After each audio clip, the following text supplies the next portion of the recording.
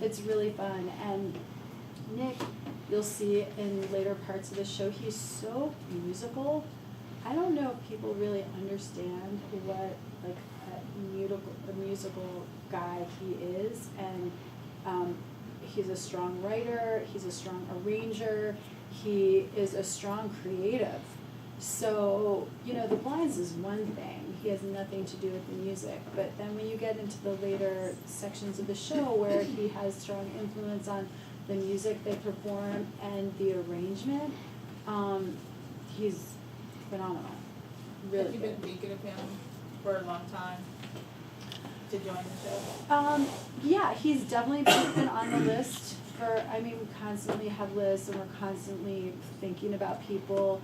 And obviously, with the Jonas Brothers returning, it, you know, became top of mind again. And I'll also say this, the Jonas Brothers did Songland last summer, my other favorite show. And we got to see firsthand how musical he is on Songland, and that was, you know, kind of brought him top of mind again. Hi, for coaches who've never been advisors on The Voice, how do you know who will be a good match with the rest of the coaches? It's so hard, right? You just kind of go with the force, you know, you just go with your gut. And the truth is, no, like, I mean, I'm gonna knock on wood, but there hasn't been anybody that's been a coach that hasn't been phenomenal. I mean, they've all been great, and I think it's good thinking about it, but I also think it speaks to the strength of the format, you know, and it's all about the group dynamic, and everybody is really generous, the coaches, and they understand it's a team sport, and they, you know, bring them into the fold, you know, while they get their footing, basically. I was gonna say, Nick seemed like he came in there prepared, like he had done his homework and studied strategy to compete with the other coaches, like he was just ready. That's really funny that you say that. I mean, I'm not there when they prep, but he did ask for links and, you know, wanted to study, so I think he probably was very studied. Yeah, he's very prepared. I bet he was a straight A student. Yeah, I think he probably did well. Would you have picked Nick, looking at this episode? That's a good question. Well, I mean, only Kelly turned for me, so I mean, but, you know, I don't know, you know, we have a lot of similarities, both being homeschooled, you know, and coming from, you know, decent-sized families and whatnot, but I don't know, I loved it. Like, I loved how they were going back and forth and everything, like, it was hilarious. Yeah. What's new with you? Yeah. Just playing music all over. I actually made my the Grand Ole Opry debut last week, and so that was huge. But playing shows all over the place, and right now I can't hardly talk. I don't know why. I lost my voice yesterday, but the whole process with this kind of catapulted me and fast-tracked everything, and it's been amazing. Like the connections you meet, you make, and the people you meet, and everything has just been really cool. How's the album coming? It's coming good. I mean, I'm writing all the time. I've been very fortunate to meet and, you know, link up with some really good writers in Nashville and around that area. And so I've been working really hard, driving up to Nashville. I live about an hour outside, so I drive to Nashville about 3 or 4 days a week right now to write. But it's been good. Hi, Jake. Hey, how are you, Sacramento? Sacramento? So glad to see you. You're the best. How have you grown as an artist in the last? I mean, it is such a crazy thing because you do get catapulted, like into instant fame, well-deserved fame. But how have you seen yourself grown as an artist in the last few months? How I approach songs, how I approach singing songs, and also stage presence. I used to get incredibly nervous any stage I was on, and I still have a little bit of jitters. But I got to go to Dallas and sing the national anthem for the Winter Classic, and there was 86,000 people in there. Yeah. And before The Voice, I would have probably peed my pants, you know. But I walked out there and there's just this calmness, and I don't know if it was just going through what we did every week on The Voice with the cameras and everything. But yeah, definitely, you know, it forced me to grow and evolve and stuff. And so I'm very grateful for the time that I had on the show. How's your daughter? Kelly, She's great. She's awesome. Yes, ma'am. has Kelly continued to support you? What kind of connection have you had since leaving the show? Yeah, her and her husband Brandon have both been huge helps and have given me great advice. And you know, I'm hoping to do some kind of work with Kelly in the future as far as maybe a collaboration or something like that. But Kelly is very, very much hands-on after the fact and stuff, as far as like trying to get you connected with the right people and making sure you're taking off in the right way. What do you tell like people who want advice about joining the show, or what their experience is like now that you've been through it? What are you telling people?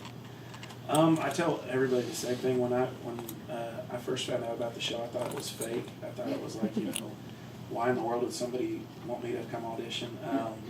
And it forced me to get out of my comfort zone. It forced me to kind of put myself out there. And so I tell everybody, like, you know, the process itself was just incredible. I mean, like I said, the people you meet, friends, family, and the fact that, you know, you learn so much throughout that process. And I tell everybody, like, you know, even if you're nervous, whatever, just get out of your comfort zone, go out there and do it. I mean, it was a blast. I'm very grateful that I had the chance to do it. What would you say the most surprising or unique thing that has happened to you? You got cupcakes named after you. What would you say is something that surprised you about this trip? Well, the cupcakes are definitely a plus. But, no, I think getting to play the Grand Ole Opry since the show was, because that was the biggest stage I ever wanted to play on. And it's a very special stage. I've been there I don't know how many times and sat in almost every section in that place. And so the fact that I got invited and that one of my musical heroes, Jamie Daly from Daly and Vincent, came out and actually extended the invitation in person. That whole process was just really, really special. Congratulations. Thank you so much. Audrey, there's going to be fewer Tuesday shows and fewer live shows. Does any of that have to do with the fact that the Jonas Brothers are on tour in Europe and that Nick wasn't available? Oh, no, I mean, that tour affected our shoot schedule for sure. No, you know, we fluctuate schedules every season. It might be a little less perceptible to the public, but we do vary slightly all the time. And this season, they've got the Olympics just sucking up, I've heard, close to 100 hours, maybe more programming. And there are other shows, you know, like NBC is doing so well. They've got so many new shows they want. So, you know, I'm a beneficiary of that on the other show, Songland. So as they try to juggle everything, that plus the Olympics made it a little shorter for us. It'll be really interesting to see. I mean, nobody has any idea how that will feel with fewer live shows. I think that's what I'm really focused on right now. But who knows? It might, I mean, from what we've been feeling thus far, it feels really great. It might seem great, like, wow, this is so smart. We should do more like this. I don't know. So I'm curious. Going off of that, Sorry. I'm sorry. Go ahead. Jake, what's it like watching that back for you? Do you miss competing? Oh yeah, absolutely. Like sitting back there, like Emily, who was on here, Emily Bass. I remember her, a very sweet girl.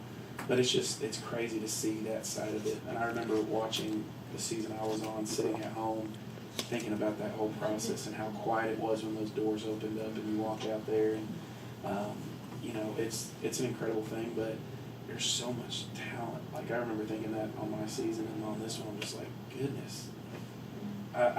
I was just blessed to be part of any of that, you know. And so sitting back, it's definitely different looking at it from this side of everything. Yeah. My question was about Songland. Is there ever going to be a crossover with The Voice and Songland of like bringing some of the music over? We've talked about it, and we're kind of working on that. So I hope we'll see that even this season. Yeah, with any luck. be amazing, right? I mean, they naturally feed into each other. So we'll see. Yeah, thanks for that question. Hi, The Voice, do you think you'll bring back the cross battles ever? I don't know.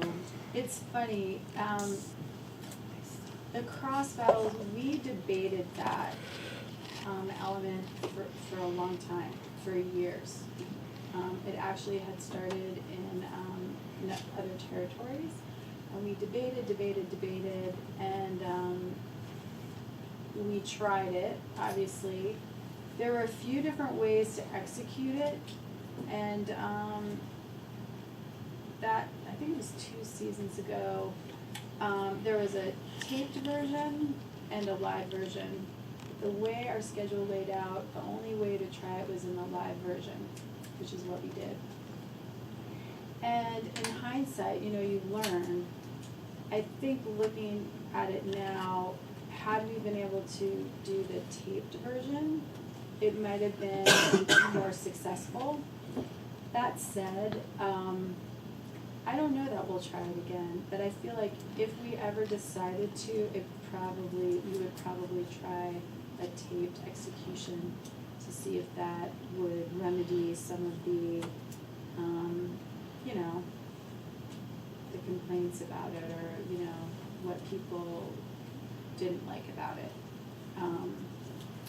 But yeah, I think this season we're just not gonna do that, so that won't be happening. We're really focused on, honestly, what we're focused on? We're focused on making sure that we are able to get the stories of these incredible artists out with limited time, with limited weeks. And we're looking at the ways to do that so people really connect with these artists. I mean, that's an essential piece to any fandom and anybody gaining a following. So that'll be, I think, what we're putting our efforts towards. Just a kind of nerdy note, it seems like based on the premiere, we've already seen almost half the number of four-chair turns this season than we saw last season. What does the four-chair turn element bring to the show, and how much you talk to the coaches about maybe pushing the button if they're a little bit on the fence about that, to kind of bring that competitive spirit to the show? It's funny. Every season, I remember some seasons where it was like, there are too many 4-chairs. Everybody's a 4-chair. It doesn't mean as much anymore. And then there'll be seasons, we don't have any. Why do we only have 3 4-chairs, So you can never get the right balance. But I think you just never know. I feel like this season it's actually like a healthy mix with all of it. Like, I think it's like a good balance. But I don't, that's kind of my feeling on it. Are there any new elements this season that you can tease? No, like new elements from, well, there are we talking about the knockout? You told me. The 4-way? Yeah. You told Oh, me, yeah. so it's in. Oh, yeah. We, this season, we are having a 4-way knockout. That's basically the big new element this season. And so basically, in the battles, everybody gets a steal and a save. And basically, their save ends up being part of a 4-way knockout. So everybody's save from all the teams ends up being a 4-way knockout the next round. And that knockout is actually going to be the first element voted on by the audience, by viewers. So we won't find out who won that until the first week of lives. Just a technical question. If a coach blocks another coach, but that coach doesn't turn around, does that count as their block, or it only counts if they No, really it miss doesn't. They still have their block. Like if John blocked Kelly, but she didn't turn around, he still has a block. which does happen sometimes. It's funny. Because we'll see in our computers that John Black Kelly, and, you know, but it won't activate, the floor won't activate if she doesn't turn around, so she won't know. It's classic. Yeah. Any last question, Audrey or Jake? I have a question for Jake. So, are you living your dream now? You're able to not go back to your day job, you're able to support yourself full time doing music? What's that like? I'm hoping it eventually gets to that point. Music, yeah, obviously I'm living my dream doing what I'm doing in music right now. I'm getting to play a bunch of shows and travel all over the place. And right now I'm kind of phasing out, I think, a little bit. And the day job that I have, they've been great with me. They've been very patient. I think this week, I don't think I'm even going into work this week just because I'm all over the place. But obviously, that's the end goal, is to be able to do it, you know, full time. And I'm definitely on the right track right now, I think, to get there.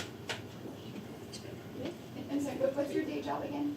I work in radio. Actually, I'm a sales rep for radio advertising, so I write commercials and write jingles and go out and tell people to give me their money and stuff like that. But no, and all my clients have been amazing too. I mean, they love the fact, you know, a lot of the jingles I've done in the past, those clients are now bringing those jingles back on, you know, like, hey, let's run with that old spot, you know. But it's been great, and like I said, my job has been, you know, really, really patient with me. So now if you know jingle by Jake Hoot, I'm there, the voice winner. There you go, yeah, exactly. I get called all the time, they're like, hey, did you just do a new jingle? I'm like, no, that one's like 3 years old, but they so. Just one more quick question. Did you say you lived 100 miles outside of Nashville? No, ma'am, I live about, it's probably about 50 or 60 miles outside of Nashville. Outside of Nashville? Yes, ma'am. So let me ask you this real quick. Were you in and out of those clubs on Main Street where musicians just start playing at 10 in the morning? Because you have kind of a unique sound, but it isn't like totally Nashville. I know you're from Texas, but did you ever go in and out of those? Because it's a phenomenal talent there, but you know, none compared to yours. Oh, well, thank you. No, there's the thing about Nashville is there's so much talent there as well. I mean, there's people moving there every day trying to make it. And I had started, so before I auditioned for The Voice, I had just started kind of making a name for myself as a writer in Nashville. And so I was going up there like on Sunday and Monday nights at, you know, super late to try to do writers' rounds. And then, of course, I put all that on hold when I auditioned and whatnot. But yeah, I try to make my way down there as much as I can. There's so many, you know, so many cool places down there that you can play. And I played a show the other night down there, and everybody in the bar was from Canada. And that was really cool because I didn't realize, you know, that people from Canada knew who I was. So, but yeah, a lot of cool places that I'm making my way down. I'm driving down there probably 4 or 5 days a week right now. So. Thank you. All right. Thank you, Audrey. Thank Jake. you. Thank you, everyone.